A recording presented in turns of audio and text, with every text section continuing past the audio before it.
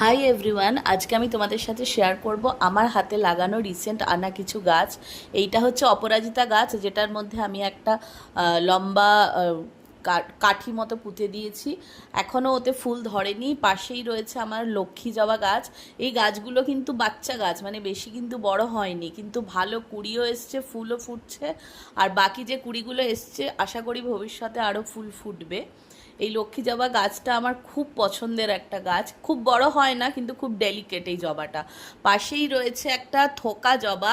আমি জানি না ক্যামেরাতে তোমরা ঠিক কালারটা বুঝছো কি না, এর কালারটা কিন্তু পিচি অরেঞ্জ কালার। আর তার পাশে রয়েছে এই গাছটা, খুব অভিনব। এই গাছটার ফুলটার নাম ব্লিডিং হার্ট।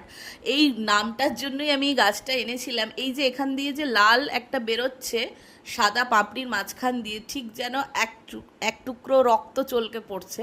আর এইটা হলো গোলাপ গাছ। এখানে এখন এই মুহূর্তে ফুল আসছে না। আর একটা গাছ আমি নিয়েছি, এটা হচ্ছে ব্রাজিলিয়ান বাম্বু, যেটা আমি জানলার পাশে রোদে রেখেছি যাতে একটা ইনডিরেক্ট সানলাইট এটায় পড়ে। দিনের বেলা এখানে রাখি। আর এমনি অন্য সময় আমি আমার ঘরের, এটা নর্থ ইস্ট কোণ, সেই নর্থ ইস্ট উত্তর পূর্ব কোণে এইখানে যে কর্নার শেলফটাও দেখো আমি নিয়েছি। এটা এই আলমারির সাথে কিন্তু একসাথে ছিল না, এই আলমারিটার মধ্যে মিরর দেওয়া ছিল।